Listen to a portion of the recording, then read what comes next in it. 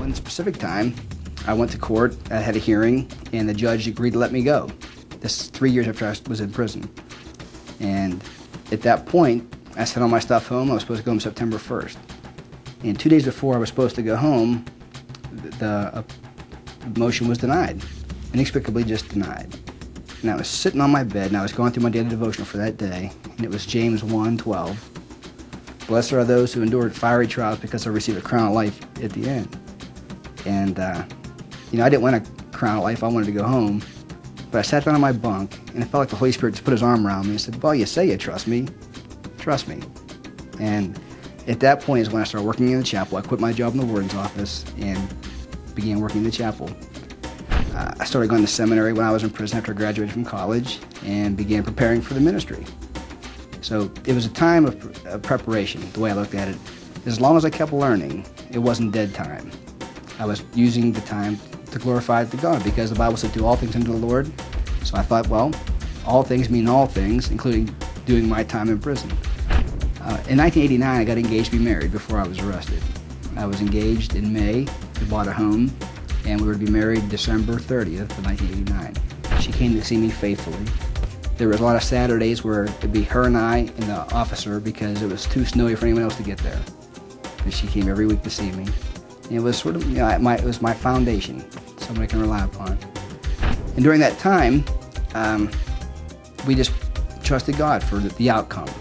And she waited. And ultimately I was released in 2006 actually. And we were married in July. Became pregnant in November to have a baby in August of 2007.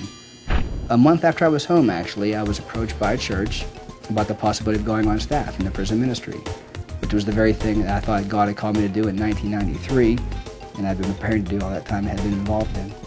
And since that time, on November 1st, I went on staff at the Gospel House Church in the prison ministry.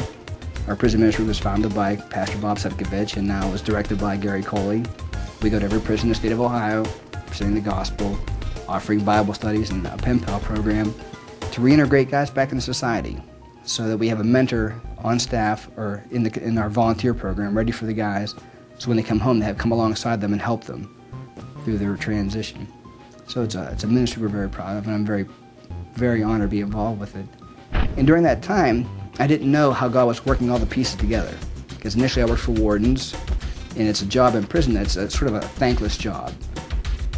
The staff don't like inmates in those positions because they feel like they have extra privileges.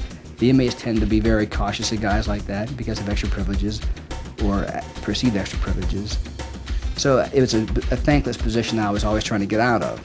But during that time I got to work around people who are now all across the state of Ohio in positions of authority. I know them personally, so when I came home, I had to get permission to go back into the prisons. I was able to call and know who they were, and they knew who I was, so I was able to get an open door to get into institutions where, had God not put me in those positions, I would never have had that opportunity. So looking back, God orchestrated each step of the way to prepare for when I came home, the plan right before me. So since I've been home, one thing after another, God just placed in perfect succession so I knock it off the path. And it's been an amazing blessing. Now I'm going back to the very prisons where I did time and sharing the gospel with guys I used to sleep next to. And I'm able to see faces in every crowd I speak to, guys I know personally. And it's been a phenomenal opportunity to share the gospel with the guys and give them hope so they can see what God did for me, He'll do for them as well. A lot of people say, well, you're just like Joseph. You were in prison and God allowed you to find favor where you're at. The only difference was Joseph was innocent and I was not. And Joseph did 13 years, so I beat him by 4. But in a lot of ways, it's very similar because during that time he was in prison, he was preparing for what God had for him to do later.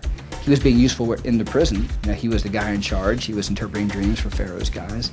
So he was reaching out to the other prisoners. He was in a position of responsibility. But God was using that time to prepare him to be the vice regent of Egypt.